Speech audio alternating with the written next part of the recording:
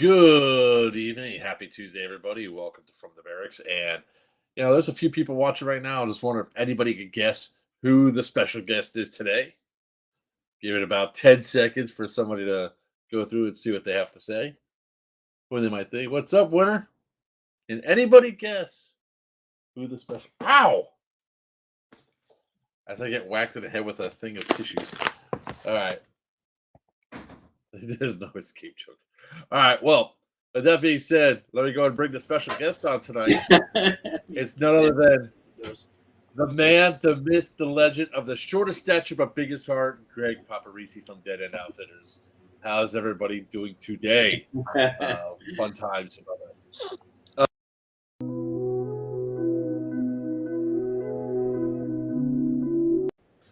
Is evidently going to be interrupted because I hit the wrong button. I'm trying to go figure out what was going on there. That was I meant to put the proper background on, but that didn't work. All right.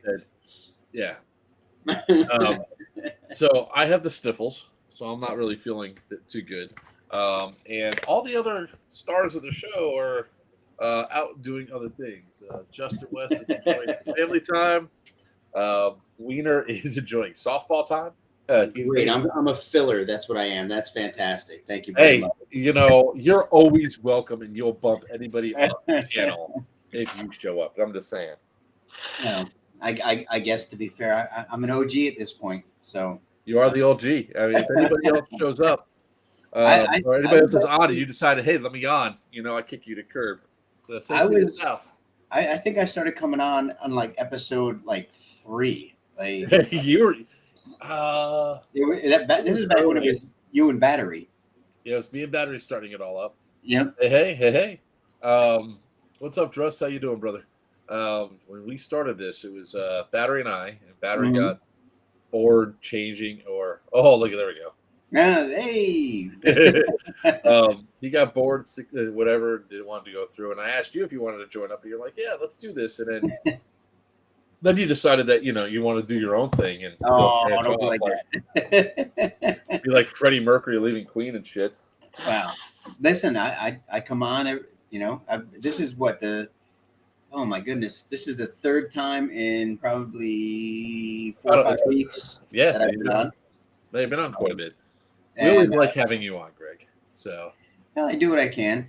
Hey, you guys. Look at this. All right, people piling in. I'm loving it. I know, right? It's always great whenever Greggy Poo comes on. So, guys are gonna forgive me. You're gonna see me do a lot of this here, and I don't pretend that I'm not. You don't look like you just did because of the way the camera's set up. What happened? A little nose candy there. Oh, could be worse. I could do it next to the microphone. And I'm the one that has the sniffles right now too, man. This is great. So great things happen whenever school starts, right? Kids get out of the house, things go moving forward. Kids bring home diseases, Yeah. So that's where I am. But we're definitely going to talk about some stuff tonight. We're probably going to shoot about an hour or so. I really just want to pull back a little bit. If I get too congested, I might just say, hey guys, we're done. So what's up, Tyler? Okay, so let's get some house cleaning out of the way first. Guys, if you have not done it yet, go ahead and get your tickets for Yellow Dog Incident. We are 16 days away from the event. Steve Thomas is on, by the way. They're not showing up in. He's on. Big House Milsim's not showing up, by the way. Oh, yeah, he is. There he is. Facebook user. Got it. Yeah. What's up, Dad? You, baby. I was talking to him earlier today. Mm-hmm. So if you guys haven't got your tickets, get them now because this is going to be a really fun event. It's going to be really interesting. Here's your tan CO right here. With this way. The only one you need to be concerned about, by the way. Green is nothing to be concerned about. You guys are going to be following blindly over there. You're going to be looking at jump ship kind of come on. You're only outnumbered a paltry 2-1. Yeah, we would. 2-1's nothing. Listen, I'm half a man as it is. I'm used to 2-1. All right. I've been living my whole life below the level. I'm good, man. I'm good. I'm not worried about a thing. So we are going to be doing we are gonna have the I'm looking forward to this. I cannot wait to run to run the skirmish system. Um, it's gonna be a hell of a lot of fun. Where guys are gonna go through and doing it. The one thing that we didn't mention, that I guess we should have mentioned, was Friday night. There is going to be a free barbecue while food lasts. So I'll be smoking a brisket, getting that all ready for you guys, for all you hungry bastards that want my meat in their mouth. So if you guys come up while the stuff's there, I'm going to be making a crap ton of brisket. There'll be some coleslaw, probably some potato salad, starting at around 6:30 at night. There will be a bonfire that night. So we're going to have a good time with that. The problem saying is there's a small. Listen, I don't know what he has in his hands. I don't know if it's small, big, or otherwise. I'm just saying that I'm not concerned. Nobody on TAN should be concerned. The trash talking that he wanted me to convey to you was that, he's used to handling small things, so you're going to be a piece of cake.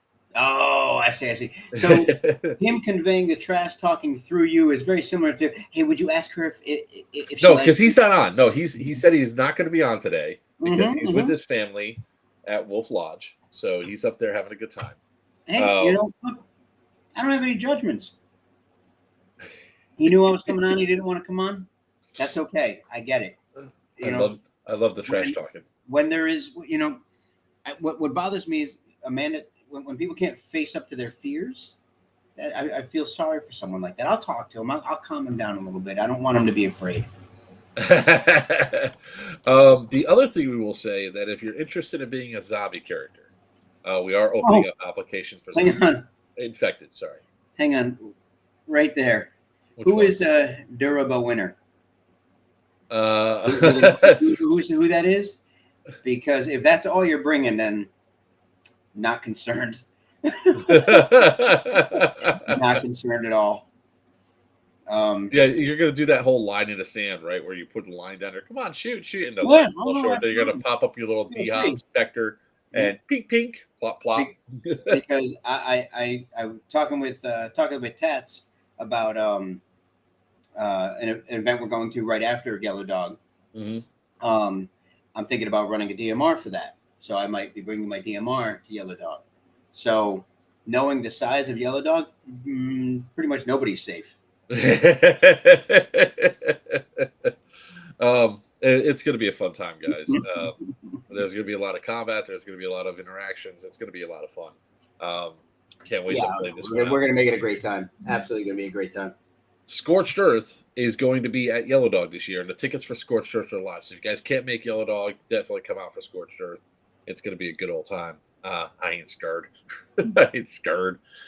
So that's like the first thing that, if you guys are looking at Yellow Dog, get your tickets. I will have to close tickets about 5 days before the event because I'm not even going to be in town. I'll be up there. So speaking of which, I got to get some monitors together, some TVs and stuff for you guys.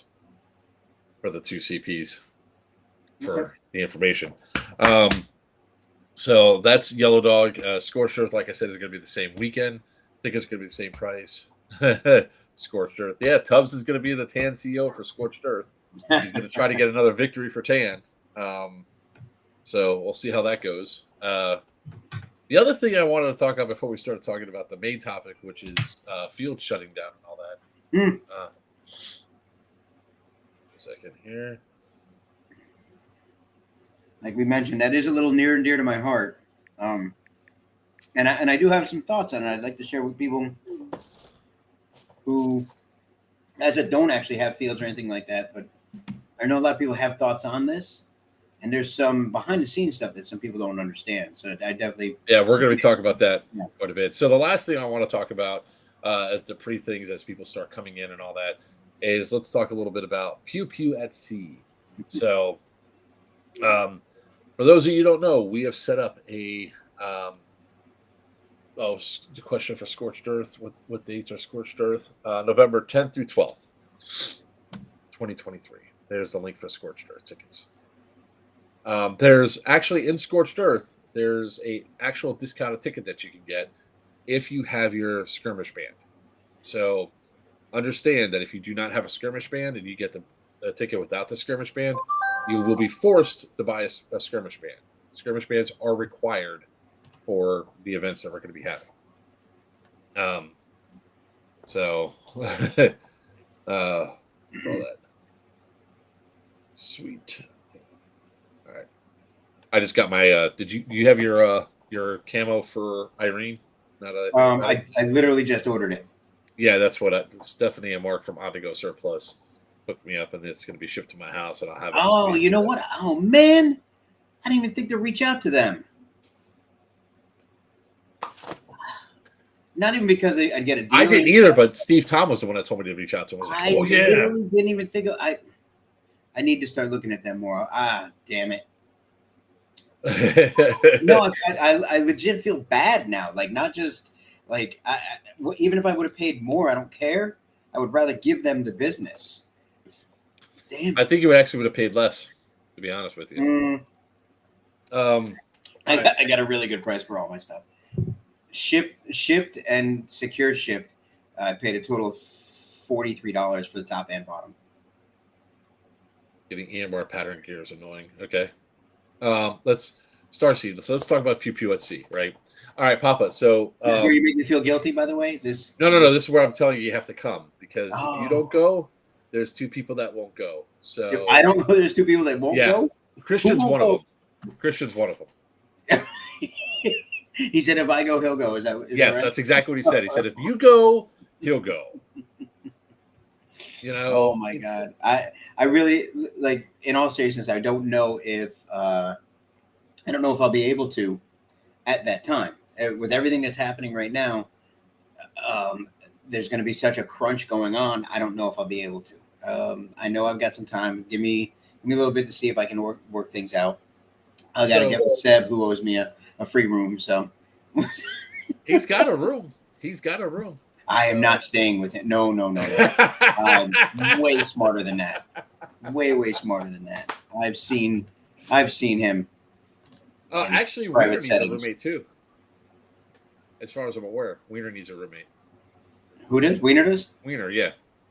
Yeah. Let me see. I would let you be my little spoon, but my wife's coming with me. So you'd be surprised. I'm actually a pretty good big spoon. Be surprised. I take up a lot of space, man. Kind of like Yoda on Luke. I'm just saying. Hey, what's up, Rattlers? Oh, Orlando, what's going on, brother? Hey, man.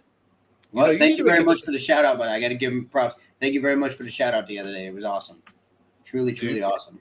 Did you like the shout out I did on Florida Airsoft? Yeah.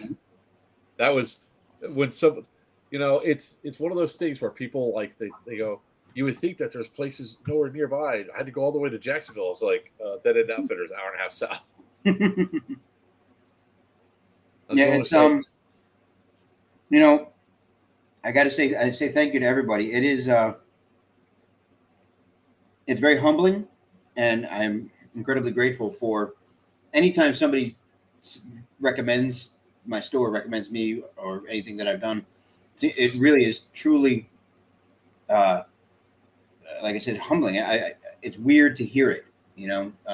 Somebody to choose to order something from me over somebody else. I think not just because I'm the only one that has it, but it's really weird. It's a great feeling, awkward feeling sometimes. I don't do that very well, but I'm always glad to be able to do it. So, of course, all the notifications start coming in for Greg now. So when it goes down to Pew Pew at Sea, guys, we're not going to be playing airsoft on the cruise ship. They won't let us. In fact, I just got the notification today that when I was on the phone with the cruise line for an hour, they said that the Bahamian authorities will not allow us to bring stuff in without going through all this custom stuff. So they're having problems. Mm-hmm. So we're still looking at trying to get some stuff together for Bahamas Airsoft. We still got a few months that we can work on it, and hopefully they can get stocked up on airsoft guns and all that, so we can play in the Bahamas, and then we can call ourselves international airsofters, right? That's how that works. We play airsoft in another country; it's international waters. That's international airsoft.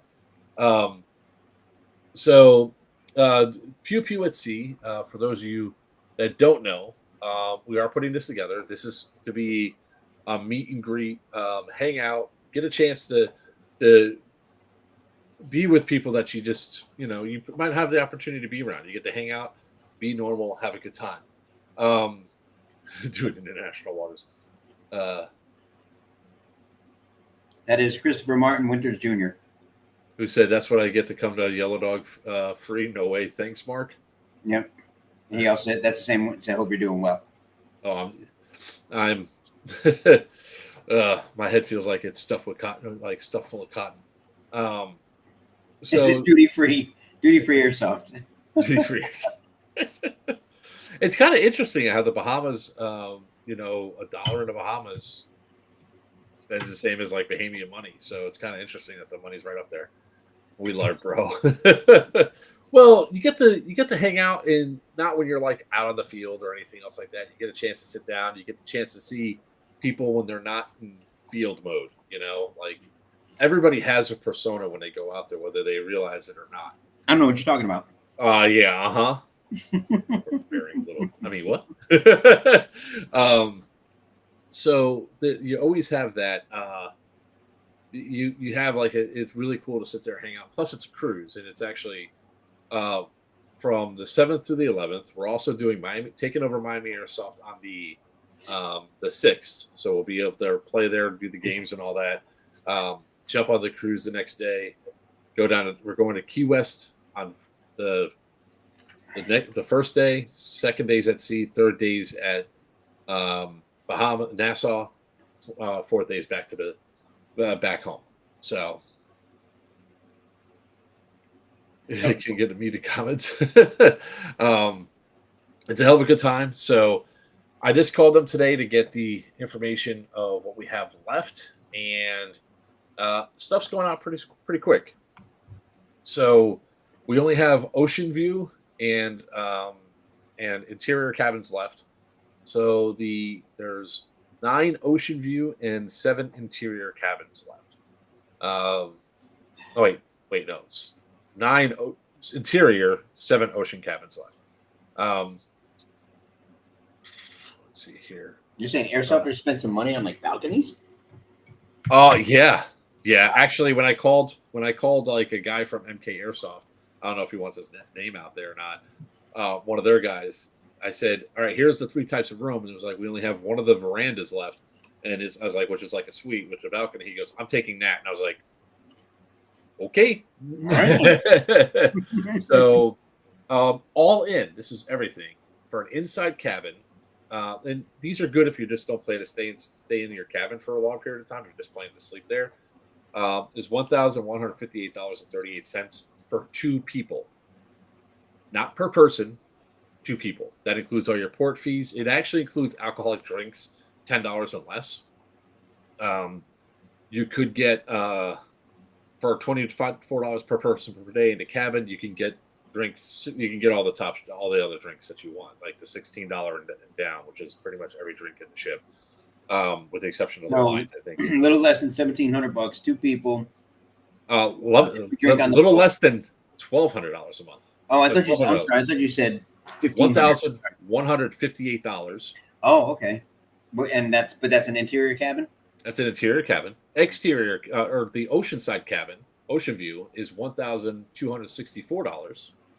The verandas were the $1,700 ones. They were $1,768, but we're out of those. I mean, you could always upgrade your cabin to that, but they're like $2,400 now.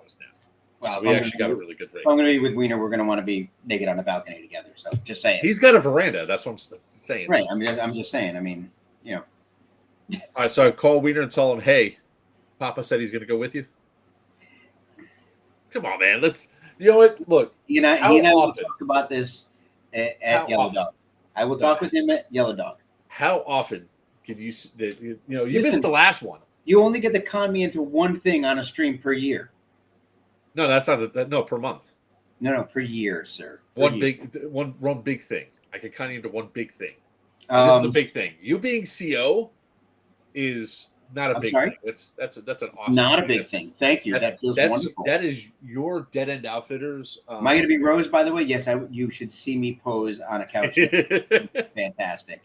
I will tell you this: if you're out on the front of the boat with Emma, just watch out for flying fruit. That's all I got to say. Watch out for flying what? Fruit. Food? Fruit. Fruit. like oranges. What? Did we tell you what happened? Were you not? Did you not hear what happened at like No. the shenanigans? Okay, so you eat Joker's meat with a naked wiener. Um, the last cruise, part of the shenanigans that went on. So I got a bottle of champagne for every cabin that was inside of the first cruise, right? So there was a bottle of champagne. Now, if you don't know, champagne on a ship's engines are always running. The ship is always resonating. There's Yeah. always like a little hum that stuff going on. So the champagne bottles get shaken up just sitting there. You don't even have to shake them yourself. They just get shaken up. Yeah. We figured this out when Sarah and I went to the cabin. We went right into our cabin because we had the suite or whatever. We go through. We start taking off the top to the champagne, and I undo the wire before I could touch it. It explodes off and ricochets all across the room. Yeah, I think I saw there's a video of that. I think I saw There's that. a video of that. Yeah. There's also a video of me telling like Seb and all them this, and Seb and Wiener who were sharing a room, and they decided to take it off, and I hid behind a wall and I opened up a door to just make sure I wouldn't get hit, and whenever there, and of course Seb tried to chug it as it's foaming, and it all came out of his nose. It was awesome. But on Saturday night, the last night of our cruise, we decided to go to the front part of the ship, hang out, having a good time in a section that was I guess supposed to be closed, but somebody opened it up. We won't mention any names. And we were in our bubbles up at the front, and Paul, Red Eye, for those of you that do the Wasteland events, shows up and he's got the bottle of champagne that he saved his bottle of champagne for the last night. We're like, yeah. So the night before, or that day, I was hungover and fighting off a sinus infection, to which, as I'm sleeping in my cabin, Seb decides to come in and waterboard me. So there's a preemptive thing of this whole leading up to what happens. So as soon as Paul opens it up, it shoots up. We're going 15, 20 knots into a nice strong headwind heading back to Fort Lauderdale or Miami. Mm-hmm. That cork popped up, flew backwards, and lands into the hot tub on the deck above us where there were people in, and they start cheering. So Seb jumps up in front of me. I just go, whop, and give a nice little tap that sends him down for like 15 minutes. Okay. So during all this, I was like, all right, we're out of drinks. Our drink package is full. They shut down all the bars on this ship. That's why we'll never do Carnival again. Carnival, Conquest, F that ship. We have an unlimited drink. We have a drink package we couldn't maximize because they shut down all except one bar. So yeah, you can imagine where that is. And there was no mudslides on it. What's up, Garcia? So there he is. Emma has a drink that has an orange peel in it. She takes the orange peel and then proceeds to throw it off the front of the boat. Which we're going into a headwind. We're going flying right back. They went, wee! And as I'm walking past one of the other, they call these things like big bubbles. They were these like wicker type chairs that looked like it landed right inside. She goes, "Oh, who the just threw this orange at me?" And I was like, "Uh-oh." And she gets up. She goes, "Well," I was like, "It wasn't me. I don't have no fruit." This one was about to beat somebody's ass. And I was like, "I ain't saying nothing." I was like, "I'm sure it was an accident." She goes, "What do you know?" And I'm like, "I know who did it." Oh, okay. Well, but yeah, it was hilarious because just don't be around him. I still have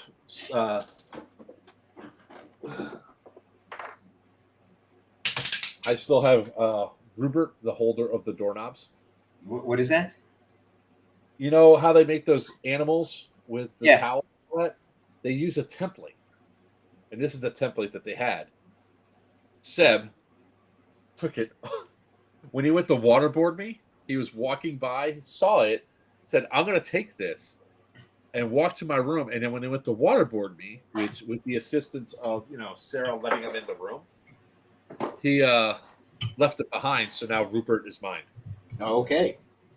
We also got these lovely door handles from the cruise ship, from the bulkhead doors. And you can't understand why I don't want to go. Well, this was a shitty ship. Oh, that makes it okay. You see what happens when they close down the bar? um, You guys oh, are dangerous in and out of the United States. Wonderful. but the ship that we're actually going on, let me just pull this up real quick because somebody else asked me for it. Like Christian asked me about it. This is the ship that we're actually going on.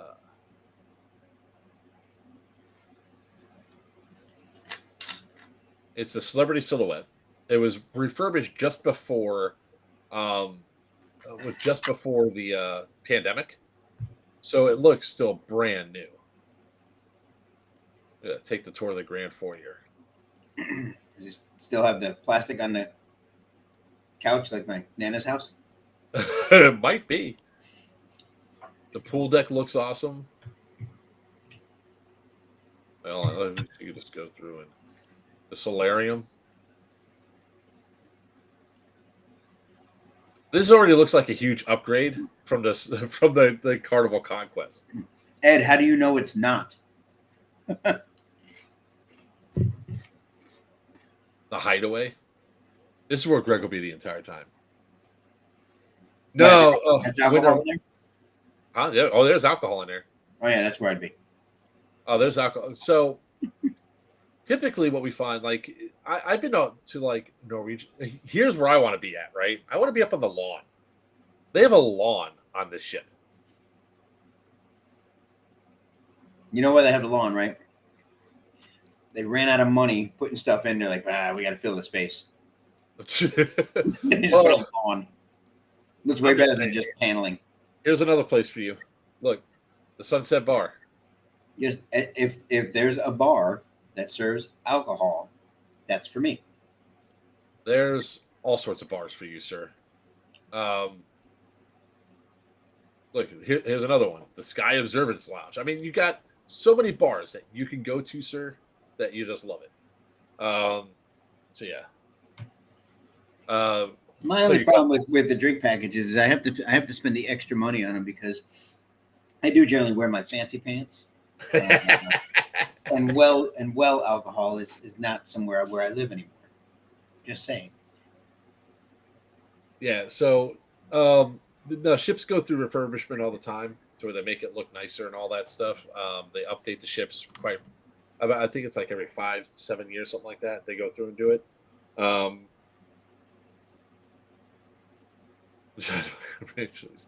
You own pants, Papa? Yeah, he does. Papa looks dapper when he dresses up. It's just not untrue. Yeah, not untrue. But I don't do it often. So if you guys want, go check out this group right here. It's Pew Pew at Sea. What's up, Mute? Check it out. It'll be a fun time. The cabins are going pretty quick. Once this one is done, we're not going to be able to add any more cabins to our group at that group rate. You can get cabins, but they're going to be a lot more expensive. That's why we try to do things like almost a year out so we get better rates for the group. We have 33 cabins, so there's going to be 66 people that are going to go on this one. And we'll do another one in 2025 because this is going to be a recurring thing. It's the whole idea behind it. We get enough interest and there people going. It'd actually be a trade show at sea for airsoft. It'll be Airsoft Con at sea. You don't have to worry about paying for your food. Your gratuities are covered. I mean, you're good to go all the way around. It'll be a fun time. And then hopefully we can watch Sarah walk right into another glass window, a glass door, and leave an impression on it. That was still one of my best moments. We walk on the ship. We're on that first deck. And the first thing she goes, ooh, jewelry. She goes walking, wham, right into it. And there was a bunch of black people like standing there, and they're all looking at it like this, and I just go, white people, and they died. They started dying. He goes, no, we didn't. You're stowing away my luggage. My luggage is going overboard, sir. So one thing I did learn going on a cruise, though, don't open beef jerky and put it into your backpack. The dogs, maybe? Oh, yeah. I got pulled out and searched. No, she did not throw her back out. It was freaking hilarious, though, because it was full on. And her head, nose, and chin print stayed there until, like, Saturday night. It was great.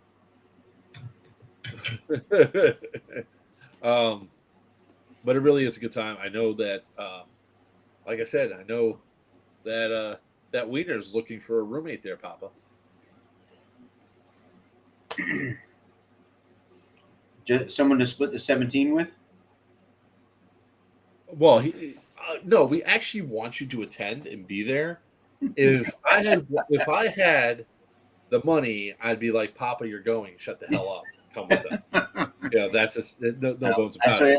Let me talk. I'll talk to Wiener at Yellow Dog, and we'll see. We'll see what we can do. Also, Jetfix puppy channel on a plane. Oh, you just get pulled out. They'll sniff when they got pulled. When I got pulled out, right? The guy's like, sure, it's beef jerky. I was like, bro, it's beef jerky.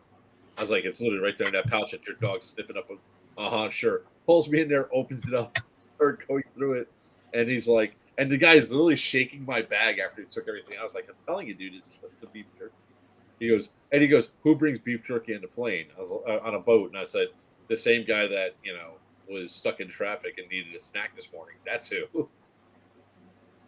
But and it's going out of Fort Lauderdale too, so it's not even going out of Miami. So everything's going to be a lot easier to, Lauderdale might as well be the same distance as Miami for me. No. Sure. No, it's worse. It's worse. Like going down to Miami to go on a cruise or anything else like that. If you come into my house or my area, you have maybe a 2-hour drive, depending on how fast you drive. Going down to Miami, you're at 3 hours. Easy. 3 hours easy. Or I just let Wiener pick me up and I have no drive. You go way out of the way, but I could have Emma and Mark pick you up. Oh, there you go. Yeah. Passport as generally required, is it not? No, it's not. You can go. Bahamas. It's Bahamas, so you can bring a birth certificate and a driver's license, and that's enough. But I will tell you, plenty of time to get a passport. I'd highly recommend getting one because the only thing you have to do is go when you scan your passport, and then they take a picture of your face. When you go to disembark, it's literally just blink and you walk right out. The other ones you have to wait in line. Yeah. The rest of us are just like bye bye. To be fair, the storm over here didn't even touch us. If you're over the age of 22, you should have a passport. Yeah. Really, no reason not to. Yeah, I mean, like I would love to say that you need a reason. No, you don't. Problem is when the time comes that you need it and you try to rush your ass off to get one, don't do it. Just apply for it. Like why Emma was here on the last stream. See, it's getting a passport not in a rush is one of the easiest things you could do. People complain about it all the time. It's so simple to do if you're not in a rush for it. Chris, you're coming on the cruise? Yes, come, Chris, come. No, he's saying yes, he needs one because he's over the age of 22. No, I like my idea better where he's coming on the cruise. But I promise I'll talk to Wiener about it. How about that? Okay. I promise I will. Thank you. Because if you come, for sure, Christian has no excuse not to come. Yeah. And that'll make Sarah happy. And everybody likes it when the Amazon's happy. Yeah, because Sarah she enjoys hanging out with Christian and wants Christian to come on the cruise so they can share a room. And, I'm not getting on a boat. It's a ship, sir, a ship. Technically, it's a boat. I gotta go with Chris on this one. Technically, it's a boat. All right, now that we've done enough shilling for the events and all that stuff and all the things there, let's talk about one of the things that we really should talk about, which is bigger boat. It's a big boat. It's a big ship. Let's talk about what we're really here for. Let's talk about events. Or not events. Sorry. Like, did we change the agenda? This is quite the opposite. Have you not been on the show before, sir? I have. Why do you think I have my own now? Oh, sorry. Yeah. Sorry, that was nice. So, with the actual agenda is actually talking about fields, and mostly about fields that are being shut down. Yeah. So, over the weekend, SS Airsoft shut down their field that's been there for forever. Hold on, wait. Say that again. You got quiet. SS Airsoft shut down? Their field, their one field shut down. It's the field I think you've been to, right? I've never been to SS. They're indoor? Yeah, their indoor field got shut down. Their landlord raised the rate, doubled their rent. So they're like, bye. They are going to reopen the field. They already opened a second location before this was going down. So, but with SS Airsoft shutting down, and again, it's another one. And when I say again, I mean it's when it comes down to these things, it's either people stealing locations, like just flat out saying, "Oh, I could do this. I could take this established field and run a new and make a new field out and take it over, rebrand it, and rent it out, and not have an airsoft field." I don't think that's what's happening at SS Airsoft. I think literally that they're just trying to force out SS so they can get another renter in there, or the place that does, I think, the police cops or the cars or the training can expand further. Yeah. But in SS case, this is probably a good thing. I'm sure Steve will probably disagree with me, Right? Yeah. No. because he has to rebuild the field and everything else. But the field has always been kind of small and compact, right? Mm-hmm. It's oh,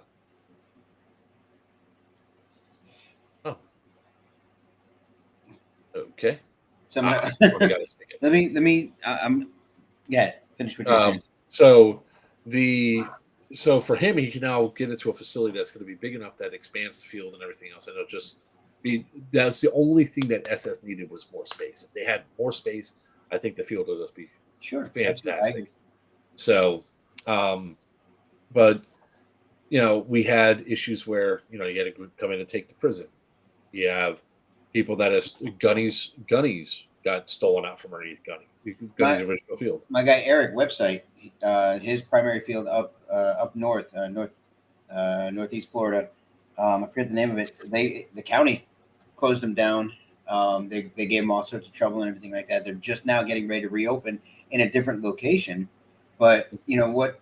There's a lot of things that go into so many sides of this, and I as well as anybody how intimate this is for me because I've been through two fields now. Yeah.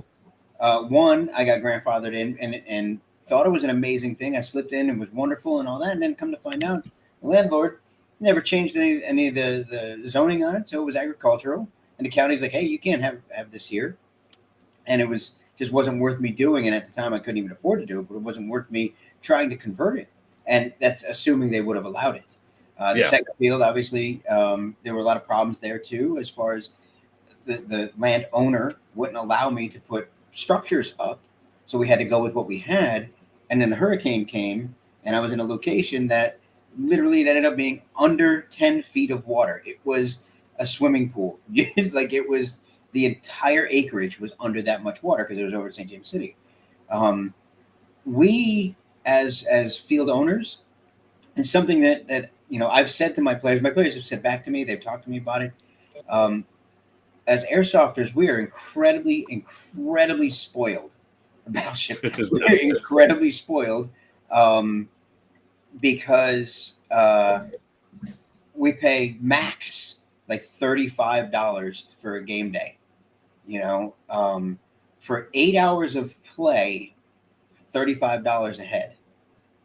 That is nothing. The amount of people you need to have to keep that, not so people can make a profit. And Steve knows this, I'm sure. And to be able to grow that business or keep that business alive, $35 is not a lot of money. You're talking, if you can get 100 people, like when I had my field, 100 people show up, let's say, which I averaged about 85, but do the numbers at 100 people, $3,500. That sounds fantastic. Well, you're not going to get that on the field that I had. I wouldn't get that every weekend. There's no way. Yeah. Every other weekend, so we averaged it. But $7,000 a month, to a lot of people, that sounds great. But that's a business. That's a business that would have a lease. That's a business that has employees. It's a business that has all those kind of things. So that's not a lot of money. And it's not a lot of money to put back into the business to grow it and to keep it. What Steve's going through now, he didn't own that property. So someone said, I'm going to take it from you now because I can rent it out to someone more expensive. Yeah. So, it sounds like shit. Stu, what sounds like shit? Yeah. So if we outright owned it, absolutely. But think about the cost of land, or right now I'm going through the indoor, just the lease alone. Uh, Not a lot of people understand a proper size lease to have a proper size facility right now. No less than an average of $40,000 per month. Per month, not per year, per month. That's just the lease, no other expenses.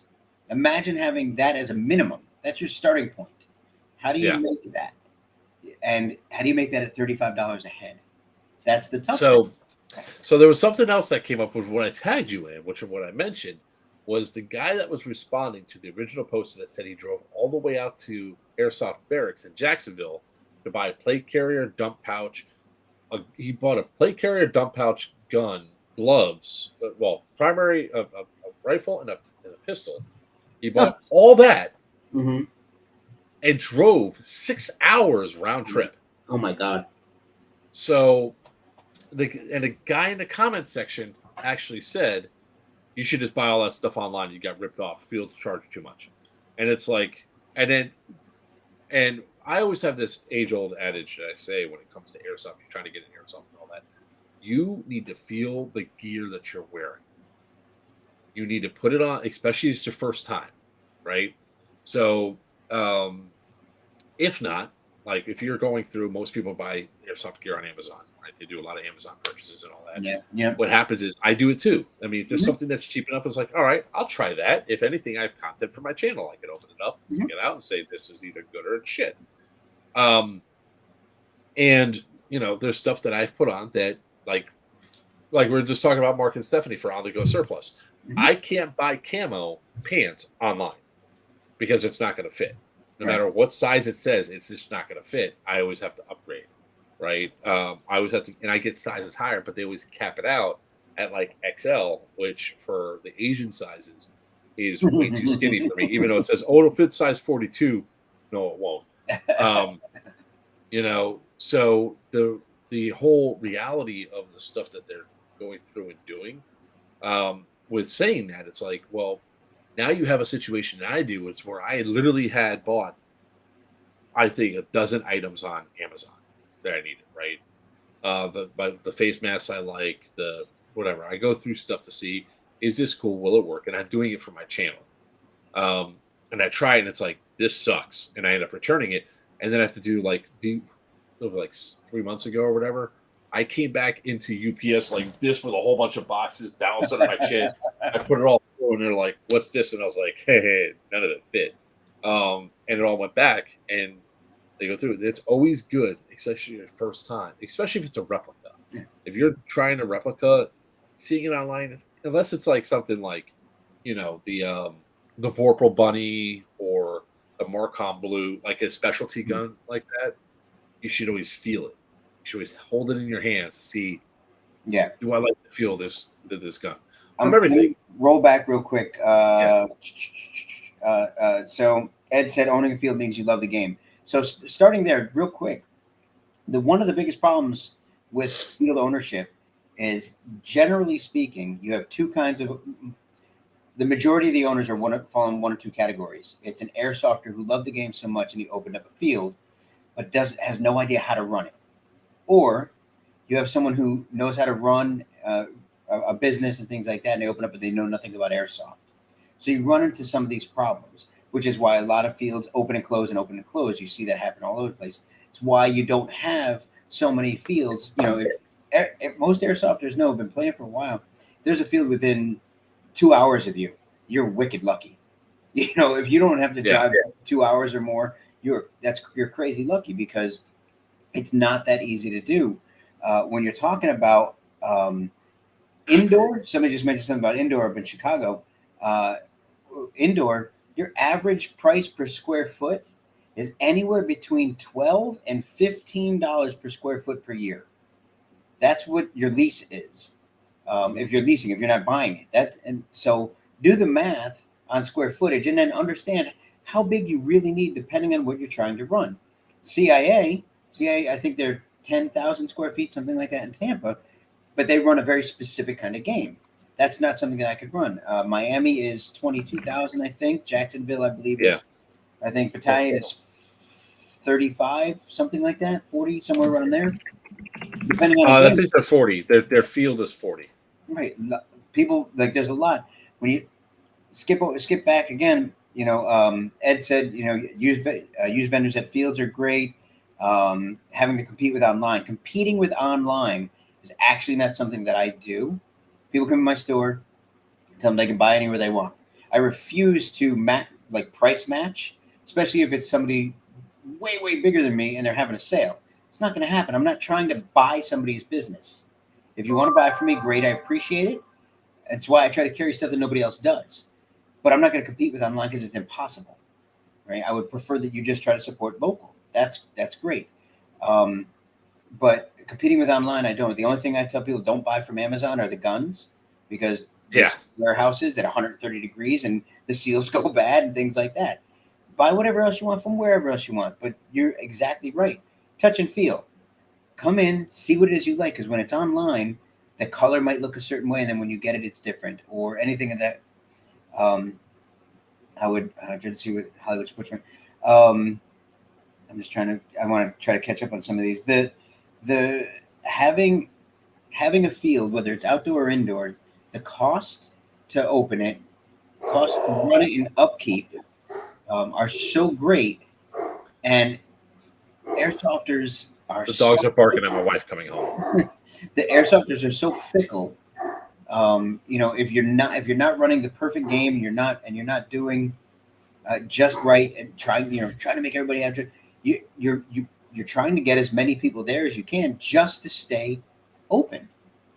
And it's not about cornering a market. I hate the idea that's right now there's in our area there's Miami Airsoft, Matrix, but I don't think Matrix runs weekly games, right? I think they run week. They do stuff on the weekends, I think. And Hefe doesn't have anything yet he just has events. I think. Then you've got, just as you move north, the next one. How bad is the? I'll get to that one. I'll get to that one, because when you get to, you come up. I'm gone right now. So I was the next in line from there, and then you've got CIA, and that's a very specific field. And their store does not look like it has a lot, except the focus is only for SpeedQB. Well, but that's their focus. Mm-hmm. And then you've got then you go up to you got Danny up Black Tiger, and he's got, now here's the thing, Danny he's got a full-time job.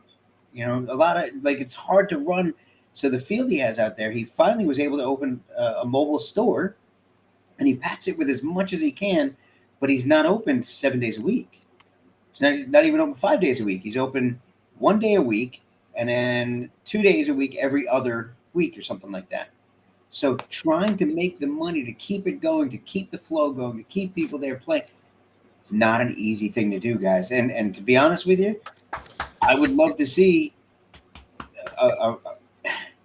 it would benefit airsofters if the price went up, if an average rate of, say, $50 per game day, if it went up to that. I know, but listen, think about if the ownership put that back into the businesses, what you would actually have then. It's hard to run something. The numbers I gave, you already know how I'm offsetting the cost by having something that large. Yeah, I'm putting the VR in. I have to, because there's no way airsoft is going to cover something that big. So, so to go up to talk about how as bad is the insurance? It really depends on how much money you're making and what your how much liability you're going to have. Yeah. So like when it comes to like events and stuff like that, it really is based off of how many people you have per year, because your risk goes up with more people. Yeah. So risk goes down with less people. So it's it goes through, but it's anywhere between $3,000 to $15,000 a year, depending on where you are, what you're doing, what the event is. Yeah, or even the location, vehicles on, things like that. Yeah, well, that's even more. But if you're like a store, and you're trying to protect your goods, like insure your goods from being robbed. Like the one of the stores that we won't went to, which is their initials are S&A, had a field that was down in Homestead that wasn't far from Matrix, and their shit got robbed. And it does. I don't think they had insurance on it. Even still, I don't think insurance will cover it because it has to be under active alarm systems. So with a response package, so they have to have police response and everything else in order for you to be insured against theft. Same thing when that happens with damage for say natural disasters and all that. Mm-hmm. So getting insurance is like a lot of places just opt out of getting the insurance for like their goods and all that. So when they get hit, they get screwed. Yeah. You take that chance sometimes. Yeah. But insurance isn't that bad comparatively speaking to what, if you're making a revenue for it. And going back to what I was saying about the guy that was saying, oh, shop online. Yeah, you really want to feel stuff, right? You really want to. Like, even if, like, for gear particularly, that plate carrier might look good, but you get it on and it doesn't cover up everything that you want to.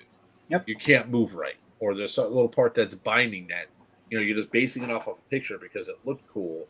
And, and you get the right size. Say you order the proper size, but because of, different sort of measurements and torsos between the American market and the Asian market, you now have something that is grossly uncomfortable to wear. And then what? This is going to come off a little bit like a woe is me, and I'm going to preface it by saying, more than anybody that it's not. But, I don't have a field anymore. I have a store. Because you made me open a store. I don't know what you're talking about. But I don't run the store. I don't do it for money, and I'm actually I overjoyed the fact that I'm able to hire somebody who wanted to work in airsoft. Hiring Jacob, being able to afford to pay him, I'm over the moon about that. It's fantastic for someone to be able to live a dream like that, to work where they want to work. Unlike the guy that was at Black Hawk Down. Stop. The having having a store, my online presence is very limited. I'm not very good at that. I'm trying to get better, but I'm not very good at that. So there's not a lot of money. Right.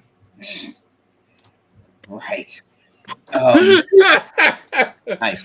Sorry. So there's not, the money I make is what I make on walk-in sales. I mean, I do sell things online, and luckily, which I'm so excited about the potential future, my barrel, the D-Hop's taken off, and that's going all over the place. That's fantastic. But I happen to be the only store in a 250-mile radius. Great, wonderful, fantastic. Yeah, I know. But that means I rely on people who are playing locally. Well, nobody's playing locally, so I'm not, the money's not there. This has to be a full community, meaning we all have to support each other. That's why, Stu saying before about, $60 a case and all that kind of stuff, as a player who plays sometimes 2 or 3 times a weekend and $3 a day, I'd still play if the money was put back into. See that right there. And that's what I'm talking about. Danny, the only thing he jumped at Danny for this guy right here, by the way, Danny Scorso, see him right there? Yeah. God bless him. He drives 2.5 hours, 2 hours to come down to the store.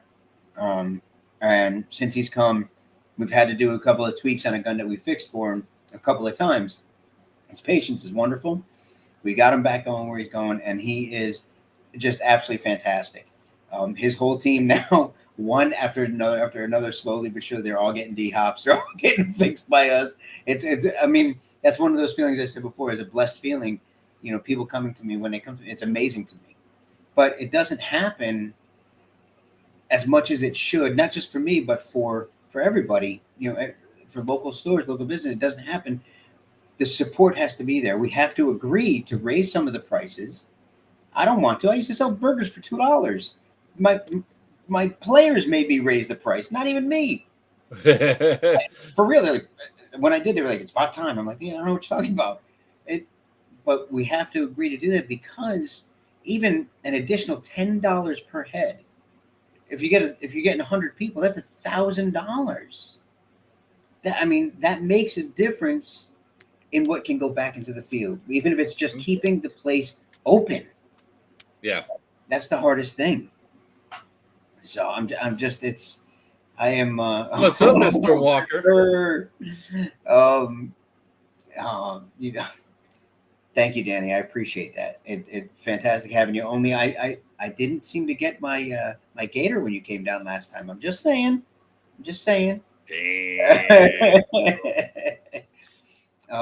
No, Wow. we as a community, which is why, somebody asked me one time about talking about Black Tiger.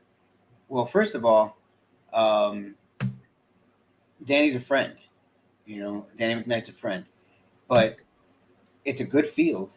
I'm going to send people there, and if anybody asks me about a field, even a field I don't care for, I'm still going to tell them go try it.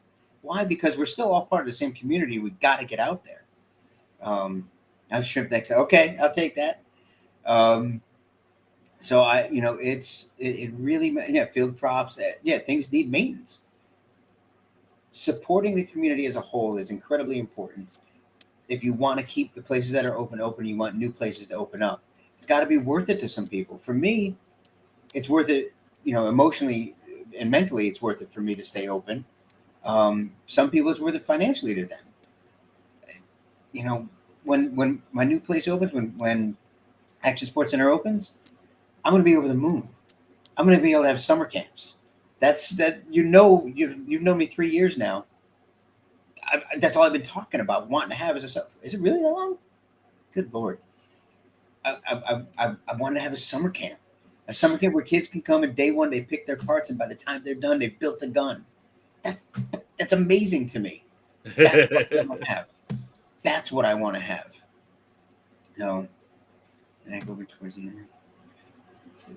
Steve, that's awesome. ASG? That's awesome. Yep. What Steve is that?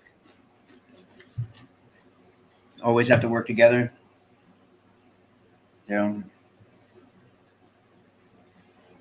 See, Can I attend summer camp? a lot of people saying I want to be a counselor. I wasn't a counselor actually. But so most of the people that when they're going through and you don't realize like when it goes down. I mean, look, yeah, there's some stuff that if you can't find it at your local store, buy local, obvious, or buy from Amazon, whatever. Right. Yeah. Right. If like, and I get that there's some people that just it's not physically feasible for them to do it, but sometimes it's just worth it to go to those stores and check them out. It's like when I travel, one of the things I do every single time, like when I go up to Yellow Dog, I'm going to be stopping off at a couple different stores to check out what they have. That's what I do. It's I go through and I want to see what's out there because every store has a different selection. Even E-Bike Outpost store doesn't have everything in it. Right. Like when we went to Houston, the E-Bike Outpost store didn't have all the stuff that was there. There's some stuff that's carried at some of the stores that E-Bike doesn't even carry because they got it from some other obscure way. And that's the cool thing that you do when you go through. Or maybe the store is sold out and you're going through trying to find it. I forgot what it was like a few months ago that E-Bike was sold out and everything else. Is like, Greg has it. And they go, well, when you go into Greg's, it's like, oddly enough, I can go tomorrow. Do you want me to pick it up while I'm over there? Might have been the Macaron, actually. No, it was something else. It wasn't the Macaron? No, I think the Macaron got picked up because it was there.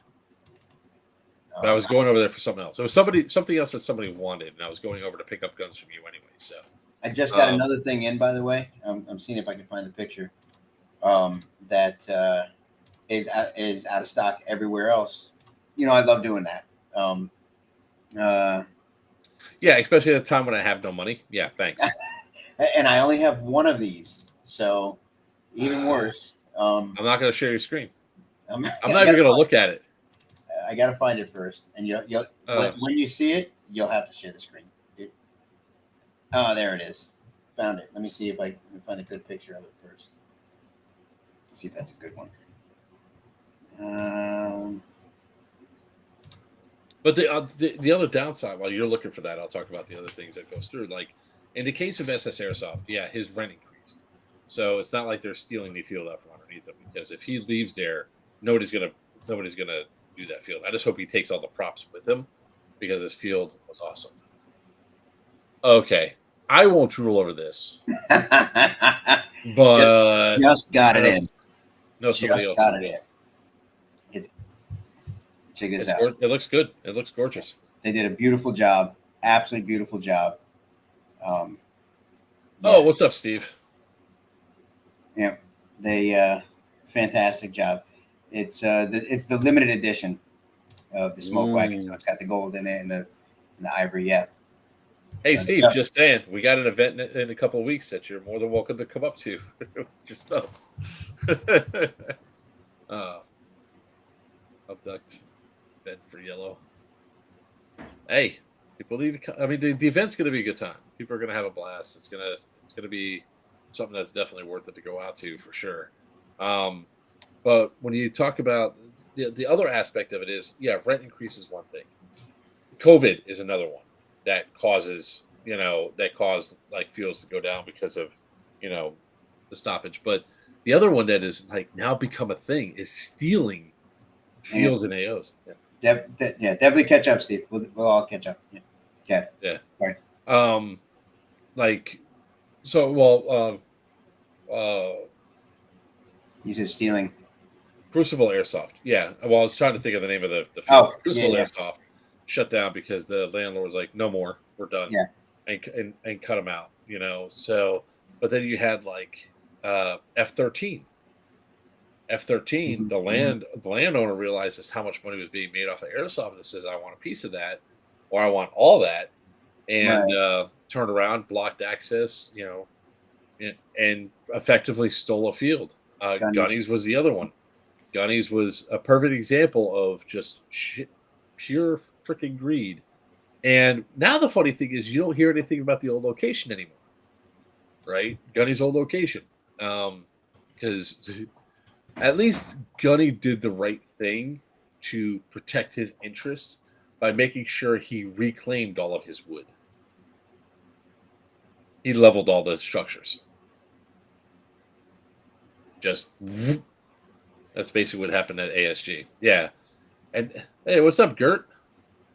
Yeah. Um, Green and Fields. yeah, Yep. it's happening a lot. Like That's, Josh, right? Josh, he's owner of CQC holsters. Yeah. I think I met him once or twice.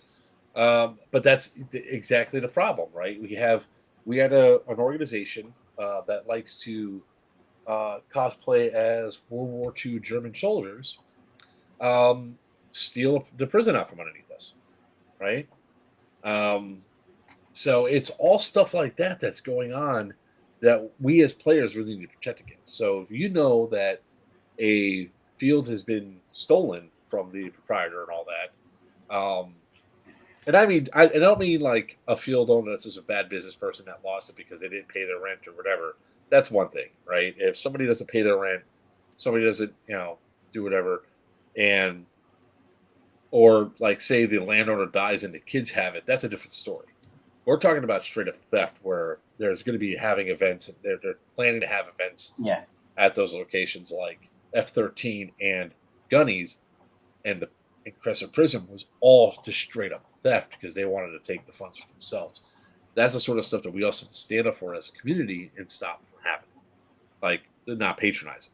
It's like, well, maybe they how they got it was ill gotten.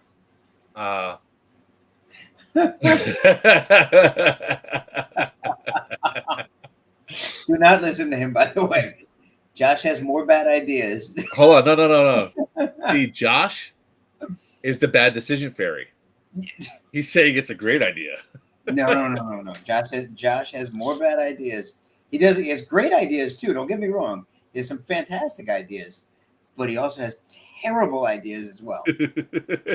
He and he should show the video. He should send me a copy of the. Oh, I actually have it. I should show it of him using a launch or just a 40 millimeter shower shell, and it exploding on his hand.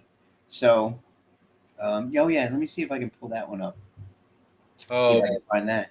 Winner? No, because if you give them any money, it just encourages them to continue doing What's right? that? Durable says, when someone hearing show up at Crescent, cause havoc, get them kicked off.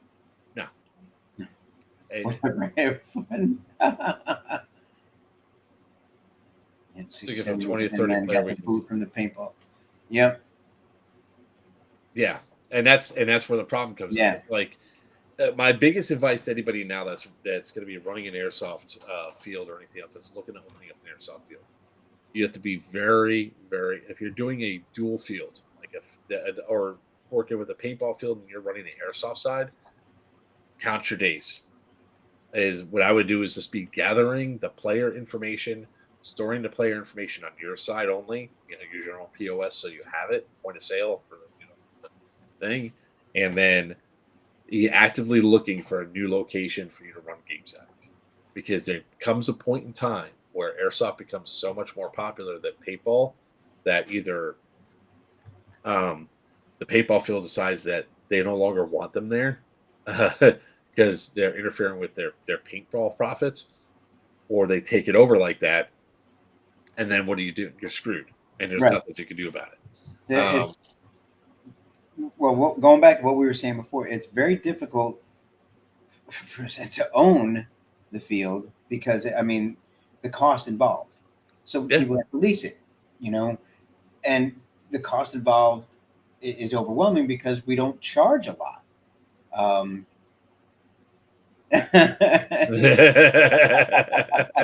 Like I was saying about Danny. What if you just fill the parking lot and don't play? You still gave them money, and they don't care if you play. The money is what matters, I mean, and I'm not saying go there to cause problems either, because doing that would also get me in trouble. So I'm not telling you to go do that. In fact, I would say, if you do that, you better keep my fucking name out of your mouth, because I'm not encouraging you to go off and screw up somebody else's event. What's this about? This is all about airsoft. Thanks, Abod99. Thanks for the follow. Josh, you got to send me the. Oh wait, is that it? No, hang on. Let me see if that's it. I think Josh, Steve, and Danny all need to come on the cruise. What do you think? A cruise for airsofters. That's not it. I'm trying to find Josh. You got to send me the video again of the grenade launcher, brother. I'm not sure where it is. I'm trying to find it. He was trying to make sure it worked, and he was pushing it back in. Hey, dude, we're always looking for players at the events and everything else, man. We play all the time. Warzone players, we play Warzone. I'll be playing probably tonight. Yeah, see, look, cruise for airsofters. Yep. No, Danny, Pew Pew would see. Greg's coming with us. Send him the link. Put the link back up. Pew Pew would see. I think it's. Where is he saying that at? It's paired on. It's probably paired on one of mine. Just put it. Yeah, just put it in the chat. He'll see it, won't he? No, he won't. But let me see. On Dead End Outfitters, he's got to be on. Let me see. Hang on 1 second. You have 8 people watching on Dead End Outfitters page here. I'll go there. On the Dead End Outfitters Facebook. Yeah. Okay, give me 1 second. Put the link in the chat. I'm gonna put it right here. Look, I'm gonna do it this way. Wow. I don't even know how to look at my own stuff. Hang on. I already put it on there. Okay. Yeah, I got it there. So it's a cruise. It's March 7th through the 10th, going out of Fort Lauderdale. It's gonna be a good time. Also, only if we could see contraband onto the boat. Some people were successful, other people were not. I couldn't get beef jerky on the boat, but of course, I was also the buffer.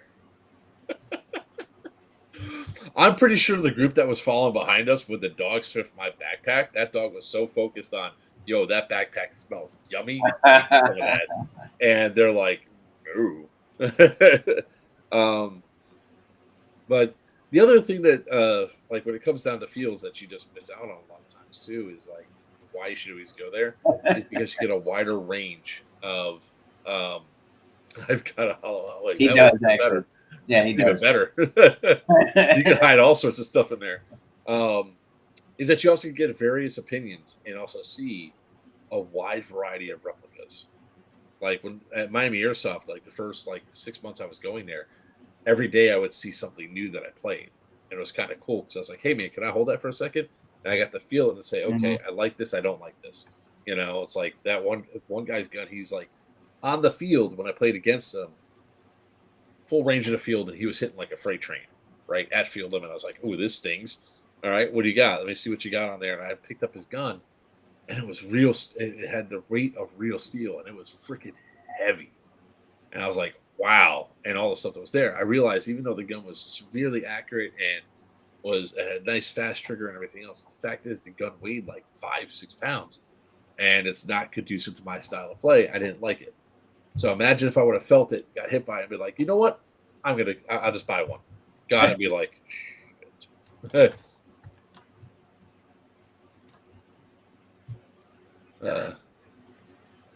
Oh, Gert wants to be a sponsor for next year. Nice, brother. All right. Aren't you coming to Yellow Dog, Gert? Where have you been? We haven't seen you at like 2 games, man. But yeah, and for Steve and Josh, Dan, part of this thing is to network and everything else with other airsofters and all that, and have a good old time on the cruise. So it's not a bad price at all. Like I said, we're kidnapping. I mean, we're bringing Papa with us. Wait a minute, what? Bought him, hated him. Yeah, that's what I always recommend. Let's see, is this gonna mess me up? What's that? I was trying to pull up the live video on my YouTube. So Daggerland's gonna transfer things. There's I like this topic a lot. It's personal to me, but it brings up a lot of different things. A lot of people on here said that they would pay more. I've had people tell me one-on-one that they feel $35 is a lot. So, I mean, if you compare airsoft to any other action sport, paintball or like laser tag, it's the cheapest of all of them. And for the most part, it actually has some of the most advanced play. Most paintball is a bunch of inflatables on an open field, unless you're playing woods ball. But even then, a lot of inflatables. Laser tag, you're paying $25 per session, which is usually only about 30 minutes. So, you're not really getting your money's worth there either, comparatively speaking. But what would it take for what would make it worth it to people to pay $50? The new place we're opening, I would say one of the things we're going to be doing is tracking. Everybody's going to winter just says it pay more per day. It'd just be a thing I do monthly instead of bi-weekly. What if you got for example, though, if there was a reward system, you're paying $50 a game, but after a game, a day. Come on, man, Jesus! What? You said $50 a game, not a day. A game day. Okay. $50 a game day, and maybe after so many games, you get a free game. Or if you pay a subscription, like an annual subscription, and you get unlimited play, or a certain number of plays per week, things like that. Is that worth it to you? Those are the kind of things that we're trying to fish all that out. We're trying to see if that is it. Joker Papa, I'm hoping I plan to open an airsoft field in the middle of Georgia within a year. I'll say 2 things. One, awesome, good. Yep. Yes, please do. We want fields, right? And if you open one, I'll be sure to come up there and try to be there for you. Can you hear me? You dropped down. Can you hear me now? That's better. Yep. Better? Okay. And I'll make sure that as long as it's not on an event weekend or weekend I'm doing stuff, I'll be there for it out. The other thing I would say is indoor, indoor, indoor, especially in Georgia because of weather, because of heat. And I'm just talking about a pure business thing here. If you get make sure you have some sort of air conditioning or something there so you can run games 24. You can run 7 days a week. You can run it 365 per year. Of course, taking whatever national holidays out. But okay, finish your thought. So because of that, as a business aspect of it, you'll be able to keep the customers that are coming in. You'll be able to play, and you won't be dependent on, oh, look, obviously the hurricane's in the area, you're not going to be able to play. But if it's pouring out, pissing rain outside with a microburst, you're going to have people that are just, they see it at their house and say, I'm not dealing with that today, even if it's nowhere near the field. However, you get to an indoor field, doesn't matter what it's doing outside, you're inside playing. The caveat to that, which is the one that I battled with, and you and I have talked about for the past 2 years, is it being big enough. Because not everybody, guys that come to my field, they may go once in a blue moon to an indoor, but they're not about playing speed. they're not about playing speed QB.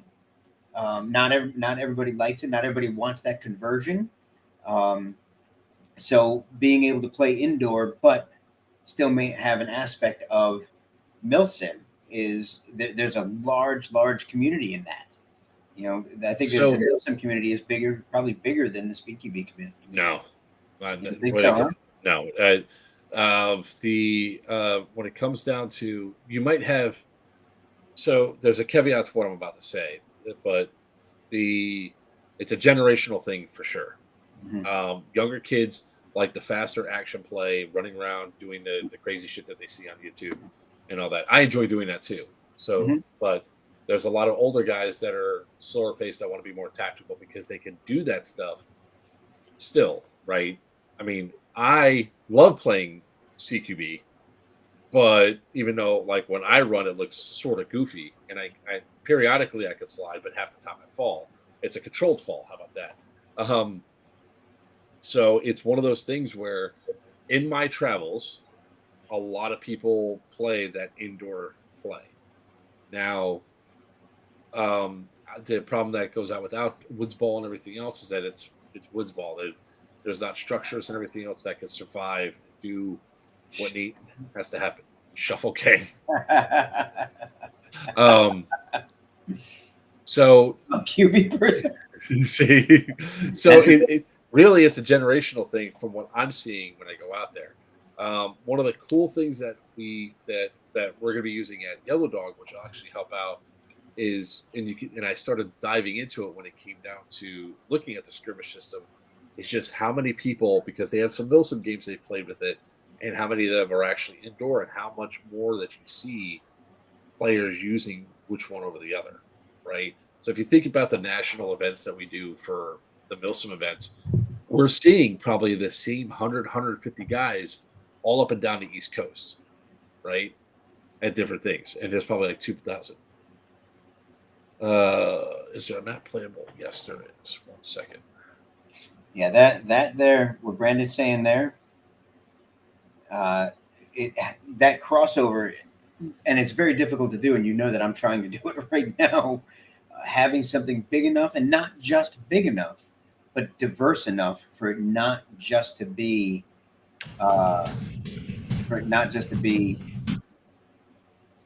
like open play. What I'm working on, if you have enough land where you could do both, where you could go from indoor to outdoor, that would be awesome.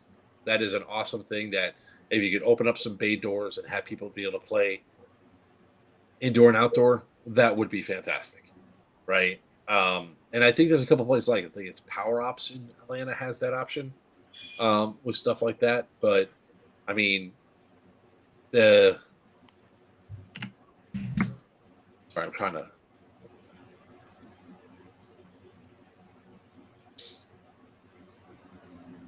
What? Oh my God! Oh jeez! Dog, get out! Oh, whoa! Lovely. Whoa! Oh man, oh, that was bad. So the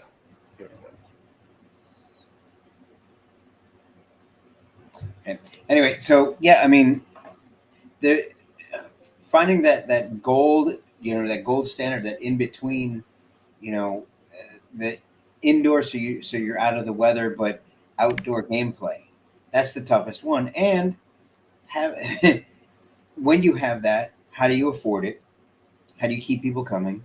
There's so many different aspects of it that it would be less of an issue if and I keep coming back to this, and it sounds like this is something I'm going to do, and it's not. If the standard hadn't been set so low to begin with, when I took over Op 31, when I first took it over, we were at $15 per game day.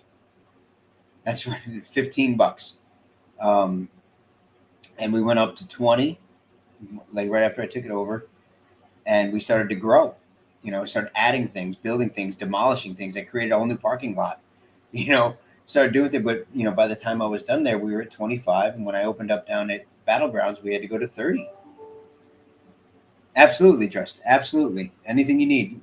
Feel free to hit me up, on Messenger or anything if you want.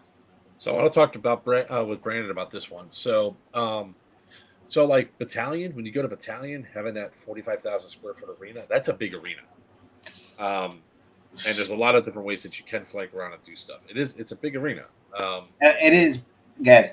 Yeah, you don't like it, so I don't like the way it's laid out. The fact that it's that big, it's beautiful that size, but I don't care for the way it's laid out. I just don't feel like it was well utilized. I mean, first of all, the ceiling is like 40 feet high. No, it's not that tall. It's only about 25.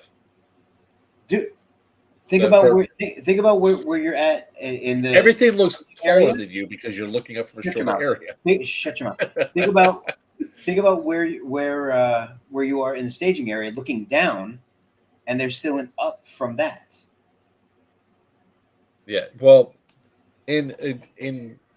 so wait, Battalion? Yeah. That's all right. I was about to say the next field, and I'm like, no, wait, it's not. So in my head, I was thinking about Nashville. Oh. You haven't been to Nashville Airsoft yet. No, so I have okay. Not. You're right. It's about it's actually 35. I think it's 35 feet tall. Is because it's standard warehouse height. So it's about 35 feet tall. Yeah. Yes. It's huge. So underutilized. Yeah. But that also might be because of their insurance or the fact that they just don't want to invest the money to put that place right there should be like Medina from MK Airsoft, where you have 2-story structures that that you can run around, interconnect, and do such great. You can do so much stuff with that space there if you had it. I mean, it is. It would be so. It could be. It could be so much better. The layout there, I agree with you, is wrong, but there's definitely a place that you can flank around and do stuff. Now, going over to Nashville Airsoft, the last time we were there, they've added some stuff to it, so it actually made for like you would go into structures. It's like it's a structure that's bigger than my office here, and there's no walls inside. Outside, they have a couple windows and doorways, but it was just a rectangle, no props, no nothing. The last time we were there, they've actually increased a lot of that, which was great because you had more stuff that you're maneuvering around. So if it's above like 25,000 square feet, I think if it's laid out properly, has enough space, especially if you could do 2 stories, you're adding structure and adding pathways, it could work. Mm-hmm. I'm just saying as a pure business aspect of it, the thing is during the week, you'll get people at an indoor field over a woods ball field, hands down. But your cost is also dramatically more. You're correct. You need to be open more days. Like you need to be like Miami or something. You have to be open 7 days a week. You got to have offsets too. That's like you got to be able to cover it.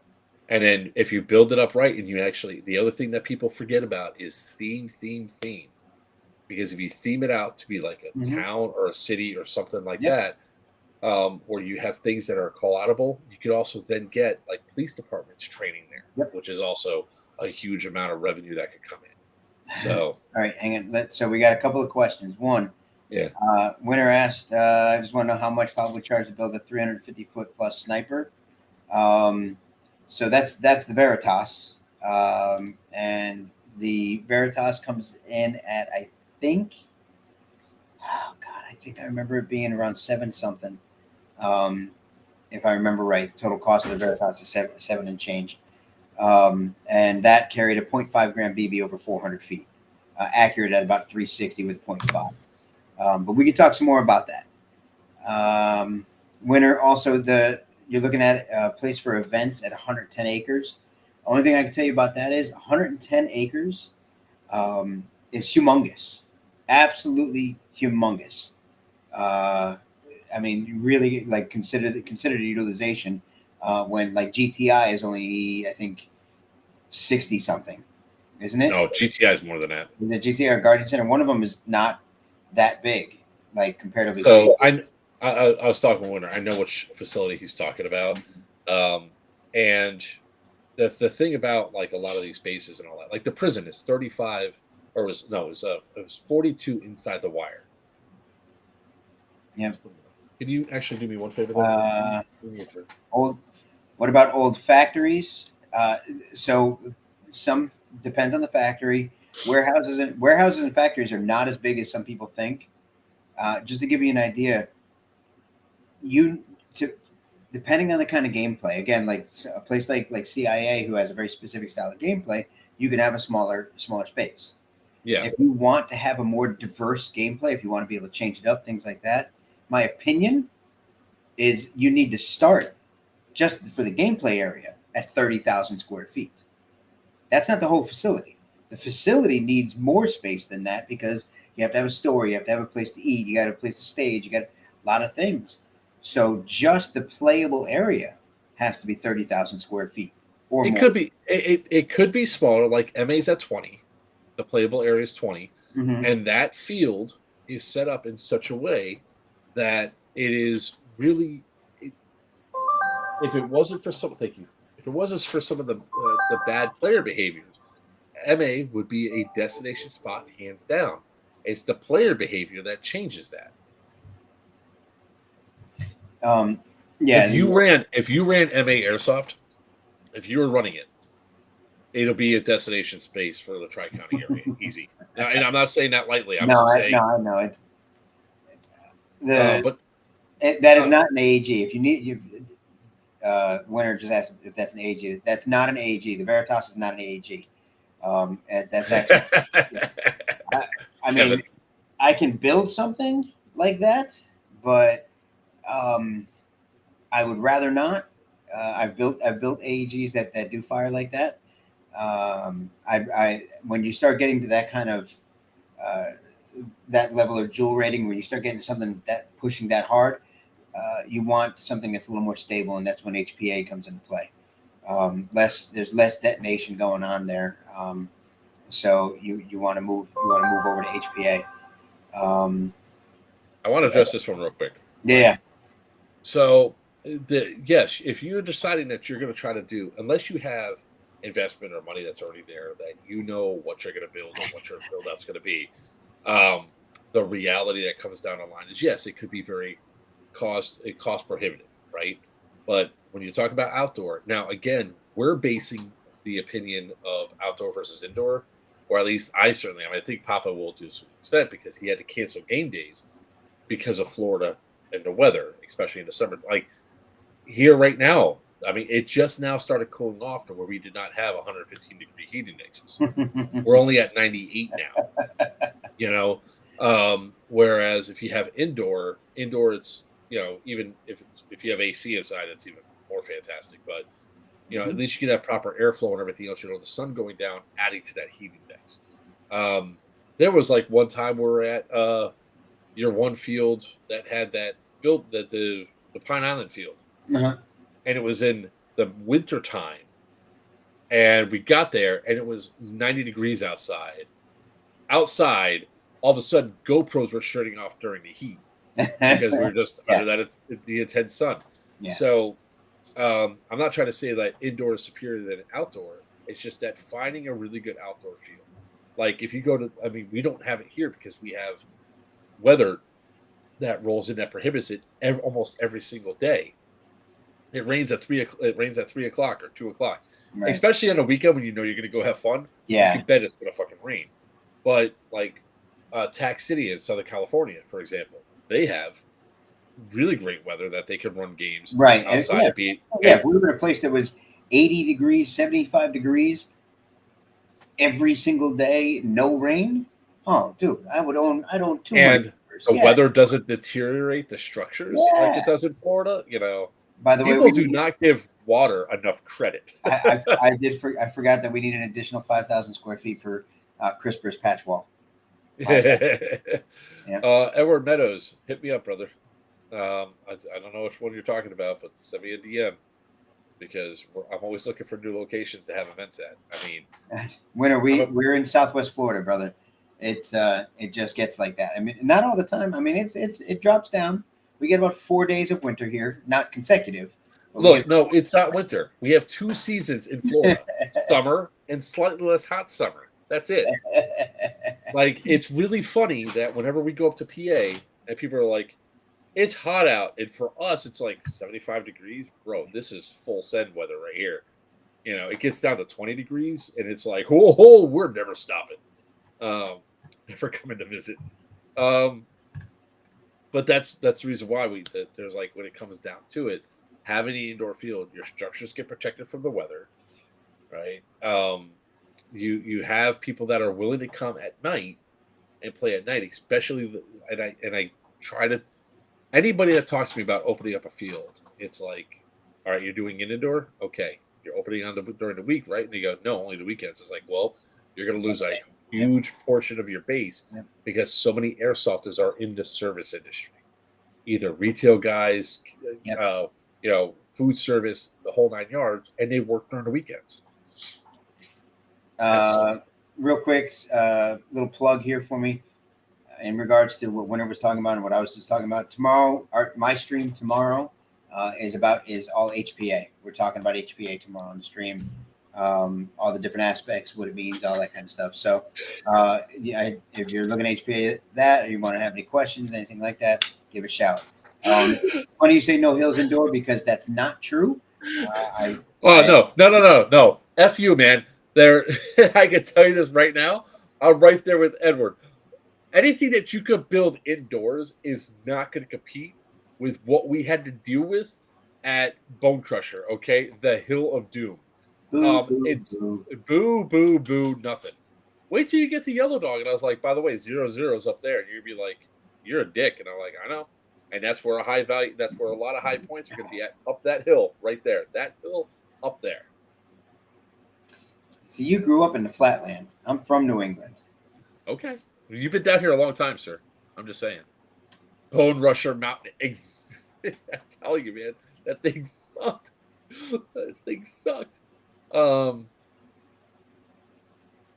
Exactly, Tubbs. That's a lot of things that a lot of these, like, when people, because it's not their full-time business.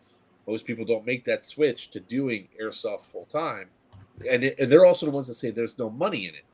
Well, there is. You just have to dedicate the time to make it happen. Yeah.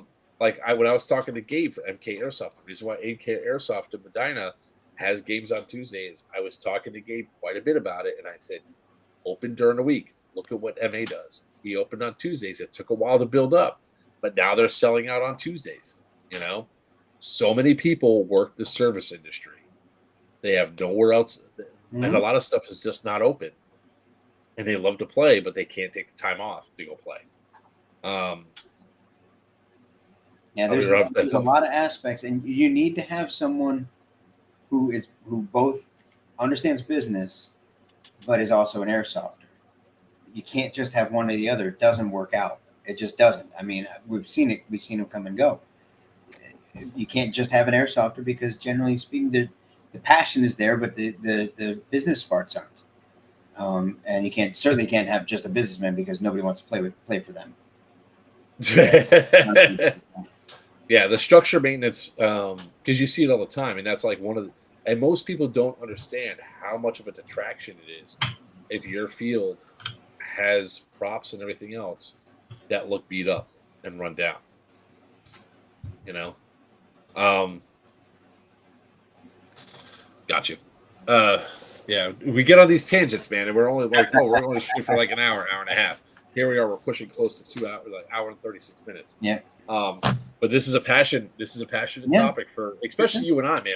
We could talk about this Yeah. stuff for days because we both have a difference of opinions, but strong opinions, and our opinions are based on a lot of fact, and they're not necessarily wrong. So it depends on the type of way that you're playing. I want nothing more than open just for people to come and play. I said it before. I like to think I've proven it. I don't care about the revenue. It doesn't matter. I want to see people come and play. Yeah, so I'll run up to the hill at Yellow Dog once. Yeah. I'm gonna need a wheelbarrow and come back down, but I'll manage it. Yeah, I just want to be able to have a place where people can play. I remember it all stems back to when Dom first started playing. There was Op 31 and there was Route 7. There's the only two places we can go and play. And there was, we're going back 11 years. Things have changed since then. But I remember the distance to travel, the lack of awareness, all those kind of things. I want to change that. Yeah. And that doesn't happen easily. It doesn't happen overnight. And it has to be community participation. Field owners and event runners and things like that have to get together to organize that, and players have to understand what it takes and be willing to put that in also. It's a community thing. This is not just your regular this is not Little League. And even then, Little League takes community. I miss Route 7. Route 7 was right up until before the storm. After the storm, was never the same again. But are the roads paved? Some of them are, but mostly destroyed. No, it's like this is stuff that when we were supposed to talk about, this was what we're supposed to talk about. Yeah, this was it. Yeah. Yeah. We spent more time talking about the cruise than we planned to, but hey. Toboggan with wheels? No, absolutely not. No winner. See, this is what you get in trouble for. And I heard you snapping stuff off a 3D printer. Yep. It supports. Yep. But honestly, it's one of those things that Edward King, the cruise sounds sick. Come join it, man. We did one earlier this year. It was the first one. It was the first Pew Pew at Sea, and it was a proof of concept, right? 12 of us went on that cruise, and we had the best time. Right now, we're down to, we got 33 cabins, so it's a little over, it's over 22, it's over 66 people because some people have 4 people per room. Don't let you do anything fun. No, my insurance won't let you do anything fun. There's a difference there, right? If I had no liability whatsoever, I'll be like, let me record this shit because this is going straight up on the airsoft. Airsofters are idiots. Is the price per person or per room? It's per room. It's the total cost. It's based on double occupancy, 2 people. So, like, Papa's going to go ahead and split the room with. Did you just break it? No. Sorry.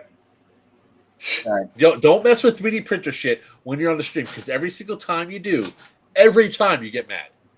You want to go get my failed print? It was a dragon. It was cool until the filament decided to get bound up on the wheel. Don't you just love that one? Like this gets tied up and then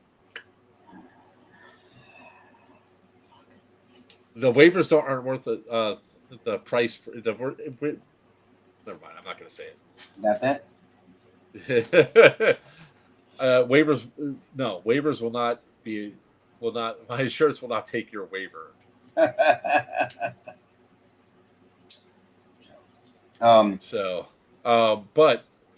the going back to the cost for the cruise, Edward, it's like I said, $11.58 for interior. That includes unlimited alcoholic drinks. If you're an alcoholic, like me and Papa are, yeah. That's the only way I'm convincing him to go on a cruise is that he can go to every single bar and not have a limit. I am not as big an alcoholic as I would like to be. How about that? So the other thing too is you don't have to pay $11.58 at once or $12.64. You put a $200 deposit down, and you have to pay the remaining balance by December 7th. I grew up watching Jackass. I was doing Jackass before Jackass, okay? There are literally pictures of me jumping off of bridges. Let me be Johnny Winterville. No, not on my event, you're not. So, Son of a bitch. and then Edward, we're going to take over Miami Airsoft the night before. And then after that, we're trying to work with Bahamas Airsoft, Paintball and Airsoft to get them some airsoft guns imported so we can play there. I understand, and I'm not going to let you make a toboggan. All right. We got about 3 more minutes before we're going to shut this down, guys. If you have any questions, what the hell are they barking about now? The Bahama game has been sold. It's not a game in the Bahamas. No, it would be if we can get Bahama Airsoft to get that stuff imported, then yes, it would be airsofting in Bahamas. I actually got to reach out to him and see if he was able to get it. He is the coolest dude, by the way. The guy that owns that field, we walked all the way to his field. We were told it was only at 3/4 of a mile. That's a damn lie. That's a goddamn lie in itself. It's more like a mile. It's like almost 2 miles because none of the roads connect. Right, you have to walk this weird pathway, walking into traffic and everything else. It's fun. But that dude, when he gave us a ride back, he literally had 2 lawn chairs sitting in the back of his van that Weir and I were sitting in as we're going through. We take a turn, we're like, whoa! His kids were sitting on a cardboard box in the back of the van. Bahamas, man, it's different. So it was really good. That's what the industry, they make bulletproof waivers. Any lawyer can argue. That's why we have insurance. Yeah, you'd wish that would be the case, but yeah. So Edward, if you want, reach out to me on Facebook, man. The cruise is actually really going to be fantastic. It's going to be a hell of a lot of fun. The shenanigans that we got up to. Now, this is not going to happen on the Silhouette because it's actually a ship that's updated, looks nice, it's been repaired. But like, if you ever want to know what a bulkhead door for a Carnival cruise ship looks like, there's one right there. And they do have mudslides, by the way. I did verify that they have mudslides on the ship. I wish we could do it. The only way you could do that is if you buy a cruise ship. I just see the radio flyer wagon.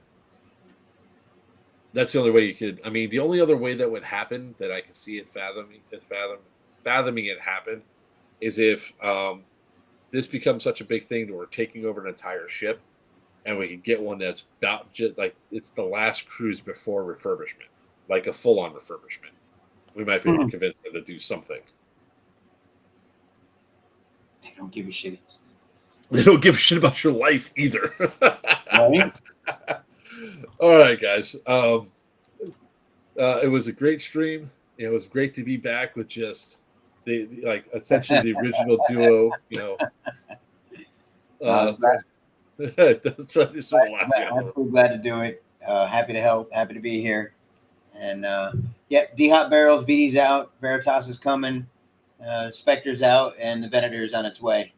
So I was just asked in Discord if you're ever planning on joining Discord so you can actually, be in charge of your. I thought about it. Yeah, I mean, I also thought about winging it too. I only got like 30 people on my team. I don't know, 40 people. If I've got people on my team that I can see them all one room. Who have already bought tickets, you're at 32, sir. There we go. So yeah, so here's my standing order. Get them. There you go. That's my standing order. There's a lot of teams that haven't bought their tickets yet, and I don't know what the hell you all are waiting for. I really don't. I don't know why you people that are coming to our events just don't buy your tickets. Yeah, I'm making all the jokes in the world, but let's be honest. First of all, as of late, I've been in a wonderfully humorous mood. I'm having nothing but fun at the airsoft events I go to.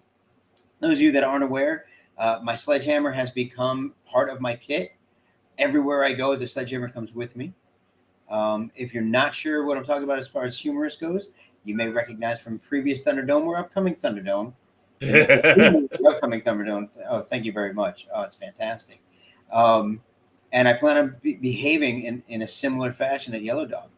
Tyler, before I forget, you need to talk to Gabe about bringing the raffle item from MK to the event, since Gabe's not going to be there because he's going to go to a wedding and be in a wedding, man. Choosing a wedding over airsoft. What the hell's the matter with him? But all kidding aside, guys, we love to have you out there. We do this. We do a lot of this for you guys.